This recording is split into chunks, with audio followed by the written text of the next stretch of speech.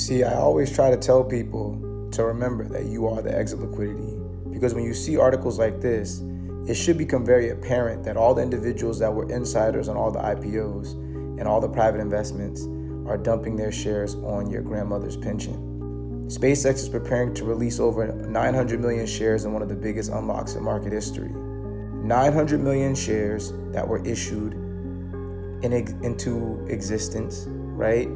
Backed by the dollar, which is printed out of thin air, to be dumped onto retail shareholders. Anybody that's been buying SpaceX, any early employees, they're essentially going to get their liquidity event.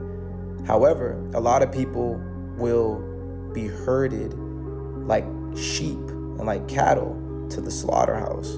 They think that they're going to get a piece of SpaceX, but meanwhile, when you're unlocking shares, the biggest unlock in market history, it's just a liquidity dump.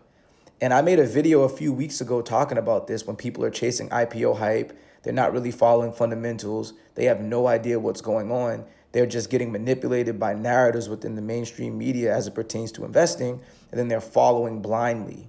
But here's the thing. You are the exit liquidity. A lot of people got bent out of shape when I said it before, but I don't really care, because at the end of the day, the right people always hear you differently. But if you're paying attention, you'll understand that anything that can't be printed out of thin air is what you want to hold. Hard assets, hard money, not this paper BS. And I'll leave you with my video that I made describing this a few weeks ago, probably about a month ago now, right before the IPO went live. Pay attention. And when you see it, you can't unsee it. Everybody's out here chasing the next hype IPO.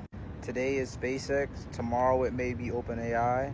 The day after that, it may be Anthropic. But at the end of the day, you need to understand the difference between paper currency and hard money. Not everybody is going to be able to own one Bitcoin or a bunch of gold. You see people becoming trillionaires like Elon Musk, and there's going to be a bunch of trillionaires. There's going to probably be millionaires, billionaires being minted every single day because paper is fake. But true scarcity is what sets you free in a fiat-denominated world.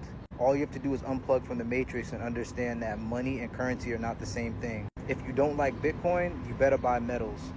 And if you don't like metals and you don't like Bitcoin, you're confused and you have no idea what's coming.